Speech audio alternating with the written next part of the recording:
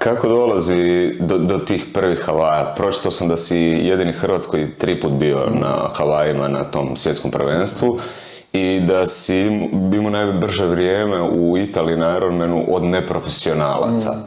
Kako je došlo od Splitske lige do svjetskog prvenstva? To je... Sad da ne idemo baš u detalje, sve dogodi se u momentu neki šok ili skok. Nagli koji niti ti nisi svjestan. I to se meni desilo na jednoj utrci gdje smo išli kao klub, triatlon klub Split. Tu smo svi nešto trčkarali, odlazi na tu ligu i organiziralo se putovanje na neki Ironman ili poludistanca, ne half. U Austriji, nije bio pod Ironman, nego neka druga. Nešto, u Beču. Zapravo Džita sa kombijem, vesela družina, idemo u Beč na izlet. I tu je bilo par momaka koji su već godinama već trenirali, bili su onako popularni, dosta jaki, ja sam njih gledao ko wow, da mi je biti takav jednog dana. I na toj utrci igro slučaja, sad ne mogu tako reći, ali poklopilo se ja ispred njih. I ja u biti budem najbolji od tih Spličana na toj utrci.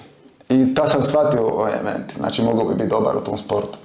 I tu je bio prelomni trenutak kad je to krenulo malo jače.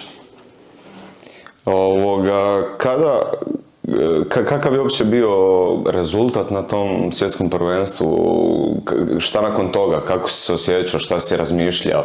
Da li si se vidio isključivo u triatlonu? Jer sad si, koliko sam shvatio, prebacio fokus na biciklizam, na ultradistanci.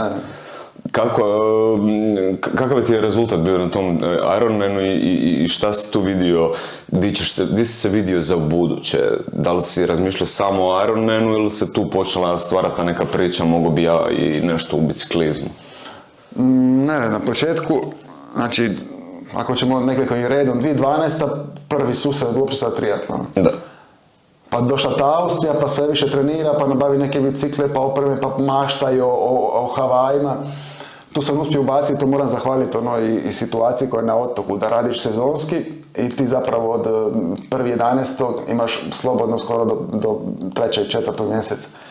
I onda sam tu iskoristio otići na Tajland nekoliko zima i tu sam našao neko,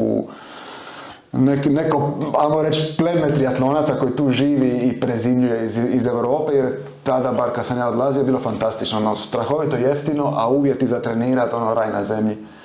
I tu sam se ja skroz ifišao u nekakav profesionalni triatlon, jer sam zapravo trenirao sa profesionalcima. I tu se puno forme gradilo i tu sam uspio graditi nekakvu formu koja me dovela do tih prvih Havaja, se kvalificirao uz put u Južnu Afriku i tako dalje. Ali prvi cilj je bio Havaje prvi put. Havaje prvi put 2015.